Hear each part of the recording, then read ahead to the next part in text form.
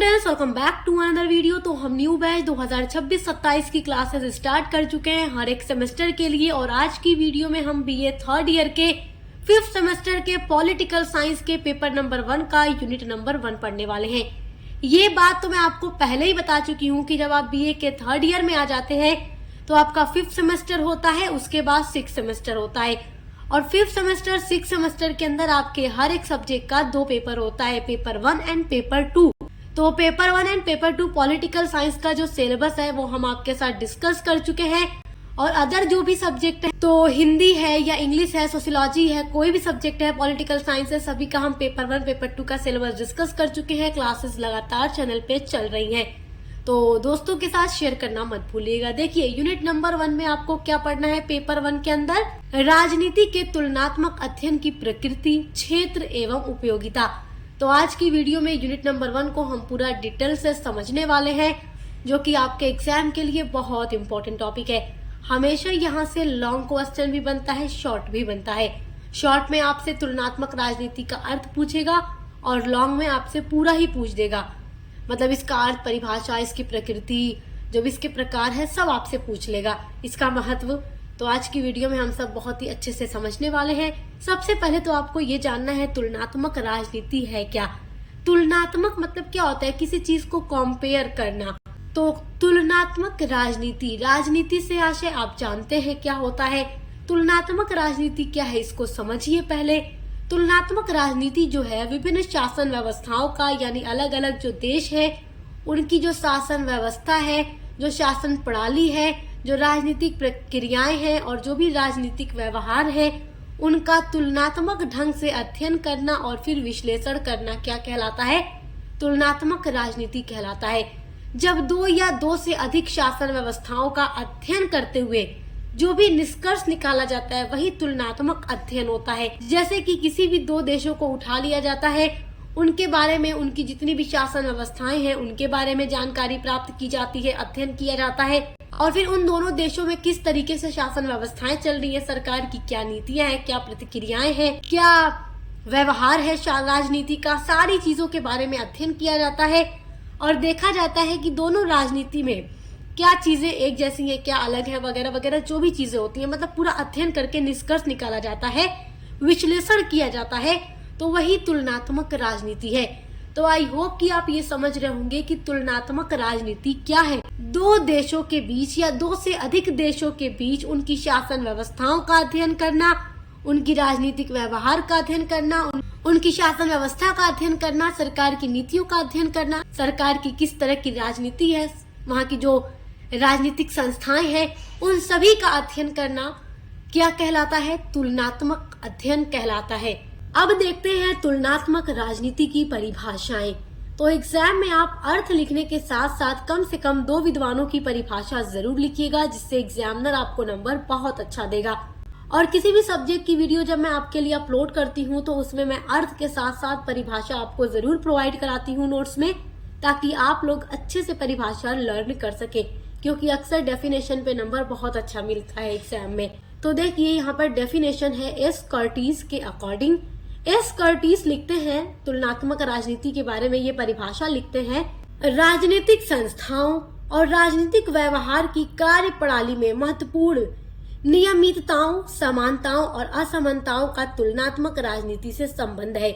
मतलब कि किसी भी 2 या 2 से अधिक देशों की राजनीति का जब अध्ययन किया जाता है तो अध्ययन के दौरान क्या देखा जाता है, ये इन दोनों देशों या 2 से अधिक देशों जिनका भी अध्ययन किया जा रहा है, जिनकी भी राजनीति का अध्ययन किया जा रहा है, तो उस देश की पूरी शासन व्यवस्था को देखा जाता है, वहाँ की जो राजनीतिक संस्थाएं हैं उनका अध्ययन किया जाता है, या जो वहाँ अलग अलग जो वहाँ के राजनीतिक दल है उनके बारे में देखा जाता है, उनका अध्ययन किया जाता है, जो सरकार की नीति है या शासन व्यवस्था है या जो भी राजनीतिक व्यवहार है, जो भी कार्य प्रणाली है, उन सब में क्या समानताएं हैं, क्या असमानताएं हैं, उनको देख करके अध्ययन करना ही तुलनात्मक राजनीति का अर्थ होता है।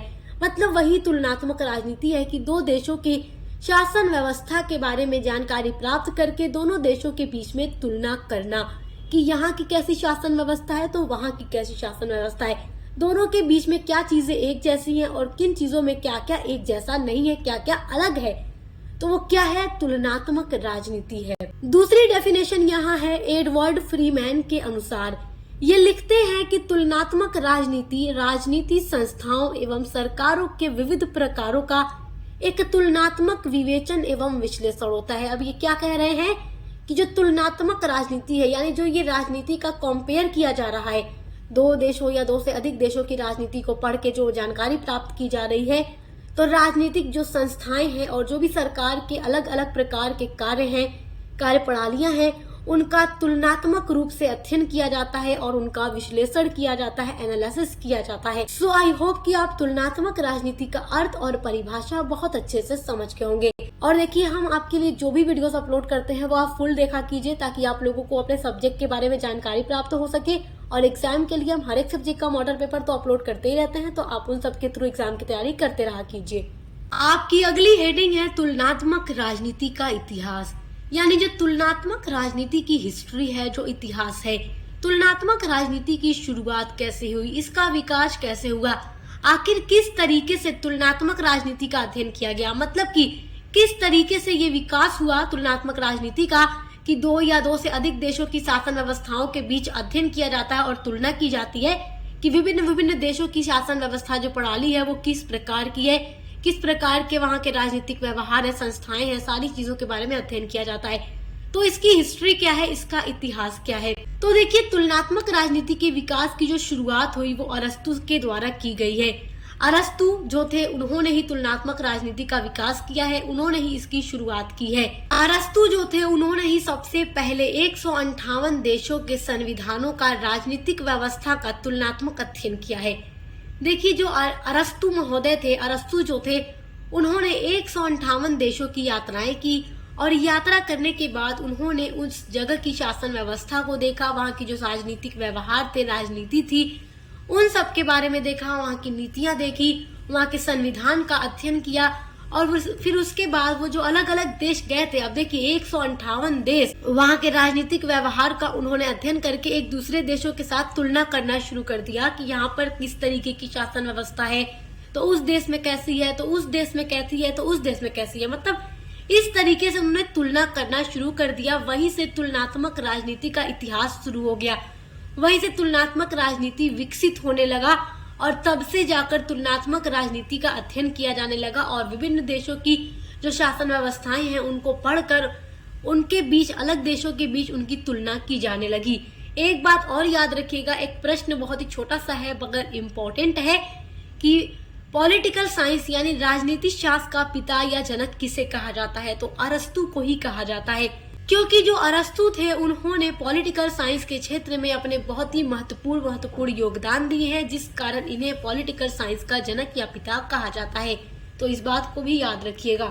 देखिए, अरस्तु के बाद भी बहुत सारे विद्वान ऐसे थे जिन्होंने तुलनात्मक राजनीति का अध्ययन किया, मतलब कि अलग अलग देशों की राजनीति की तुलना की, उनका अध्ययन किया।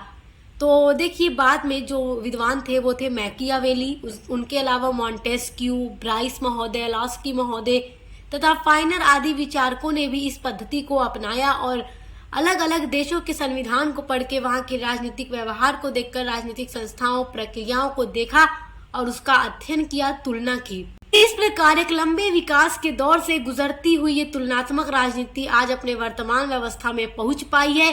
तो आप जिस तुलनात्मक राजनीति को देख रहे हैं, पढ़ रहे हैं, अध्ययन कर रहे हैं, तो इसका एक बहुत ही लंबा विकास है, इतिहास है, जिससे गुजर कर ये आज अपने वर्तमान रूप में पहुंची है। तुलनात्मक राजनीति में अनेकों उतार चढ़ाव भी आए थे, फिर भी आज हर एक देश में इस व्यवस्था को अपनाया गया है और हर एक देश में तुलनात्मक राजनीति का अध्ययन किया जाता है। तो जब भी आपसे तुलनात्मक राजनीति का इतिहास पूछेगा तो आपको इसी तरीके से लिखना होगा। उम्मीद करती हूँ किस तरीके से इसका विकास हुआ वो आप समझ के होंगे।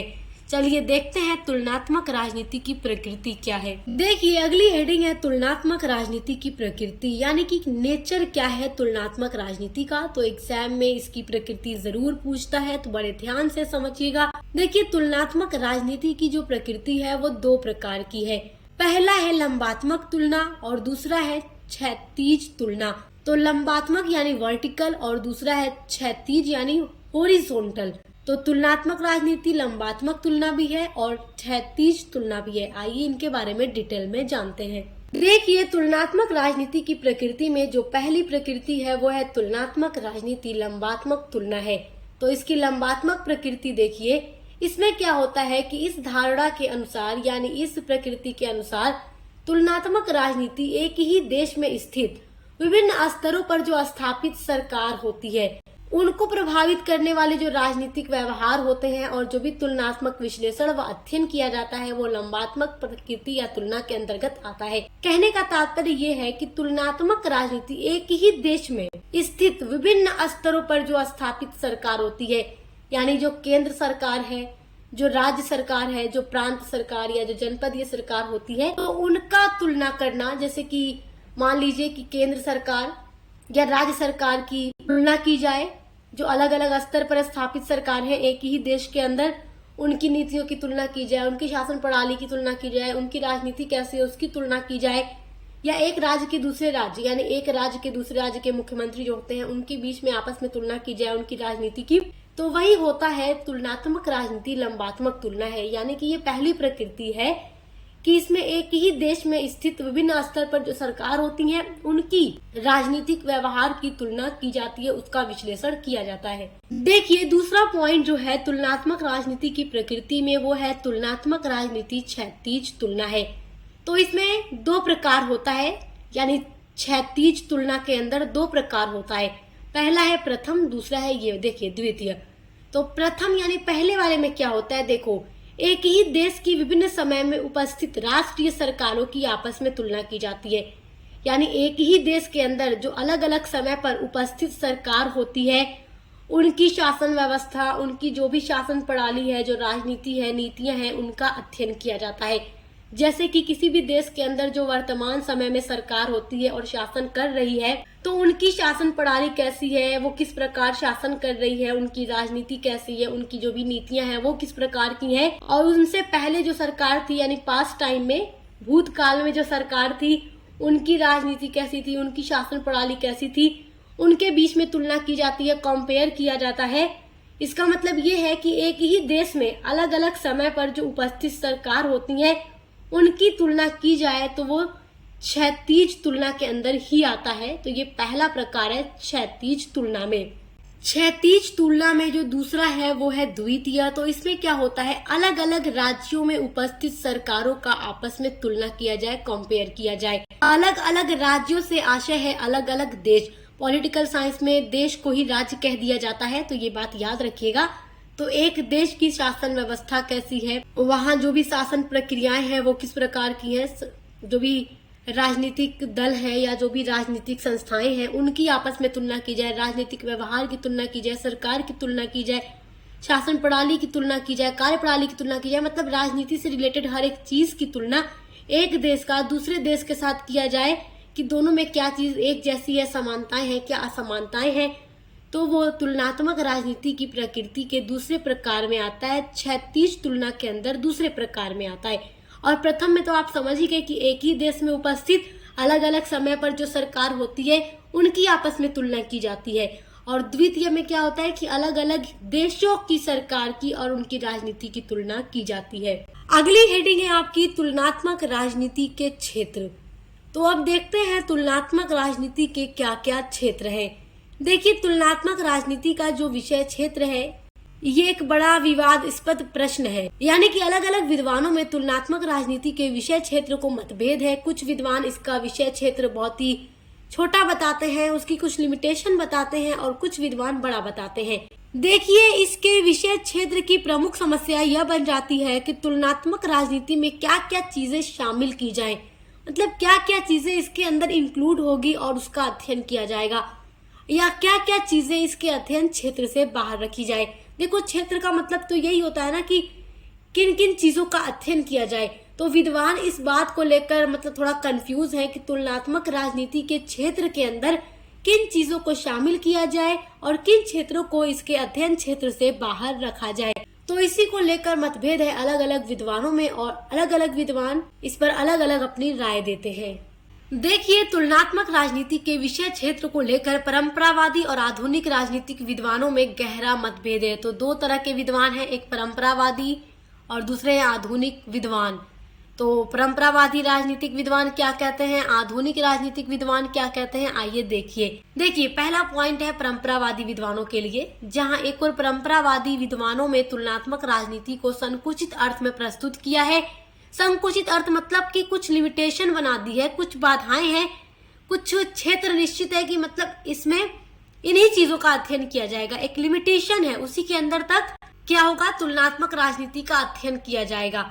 और दूसरी ओर जो आधुनिक विद्वान है, उन्होंने तुलनात्मक राजनीति के विषय क्षेत्र को एक बहुत ही बड़ा और विस्तृत रूप प्रदान किया है कि इसके अंदर बहुत ही सारी चीजों का अध्ययन किया जाता है, मतलब राजनीति से रिलेटेड हर एक चीज का अध्ययन कर उसकी तुलना इसके अंतर्गत की जाती है। तो यही अलग अलग दोनों विद्वानों के बीच मतभेद है। आई होप कि ये भी आप समझ गए होंगे। आइए देखते हैं तुलनात्मक राजनीति का क्या महत्व है। महत्व एग्जाम के लिए वेरी वेरी इंपॉर्टेंट है। तुलनात्मक राजनीति के महत्व में पहला पॉइंट है राजनीति व्यवहार का ज्ञान। तो बड़े ध्यान से इसको समझिए कि इसमें क्या बात कही जा रही है। देखो, राजनीति व्यवहार का ज्ञान का मतलब राजनीति के बारे में, सारी चीजों के बारे में हमें जानकारी प्राप्त होती है।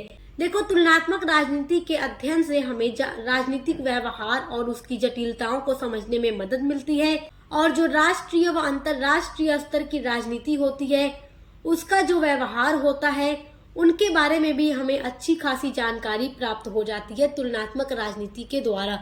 तो इसलिए इसका ये पहला महत्व है।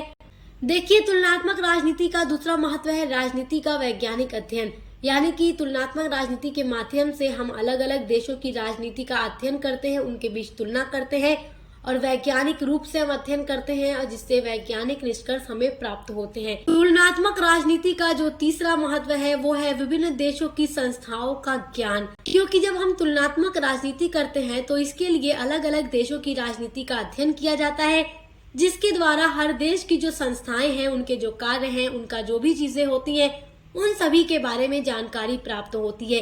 तो तुलनात्मक राजनीति का एक महत्व ये भी है कि अगर कोई व्यक्ति तुलनात्मक राजनीति का अध्ययन कर रहा है तो उसे हर देश की शासन व्यवस्था के बारे में तो पता चलेगा ही, हर देश की राजनीतिक व्यवहार के बारे में तो जानकारी प्राप्त होगी ही, साथ ही साथ हर देश की जो संस्था होती है, राजनीतिक संस्था, उसके बारे में भी अच्छा खासा ज्ञान प्राप्त हो जाता है। तुलनात्मक राजनीति का चौथा महत्व है सिद्धांत निर्माण में उपयोगी। देखिए, तुलनात्मक राजनीति जो है सिद्धांत निर्माण में भी उपयोगी होती है, क्योंकि राजनीति विज्ञान में प्राचीन समय से ही ऐसे सिद्धांतों और राजनीतिक ज्ञान की खोज की जाती रही है, जिसके माध्यम से विभिन्न समाज के जो भी राजनीतिक व्यवहार होते हैं, उनको समझने में आसानी हो जाती है। तो तुलनात्मक राजनीति के माध्यम से अलग अलग सिद्धांत का निर्माण करने में भी मदद मिलती है।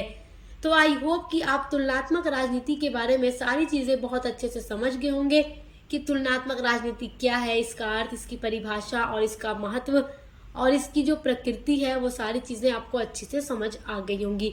तो आपकी यूनिट नंबर 1 कंप्लीट होती है। अब मिलते हैं आपकी यूनिट नंबर 2 के साथ। इसी तरीके से आपको हर एक सब्जेक्ट पर क्लासेस एक सीक्वेंस में मिलती रहेंगी। एग्जाम की तैयारी करने के लिए हम न्यू मॉडल पेपर आपको प्रोवाइड करा देंगे, जहां से आपके एग्जाम में क्वेश्चन आएगा, सब कुछ आपको बता दिया जाएगा। आपको टेंशन लेने की बिल्कुल भी जरूरत नहीं है। अब मिलते हैं अगली वीडियो के साथ।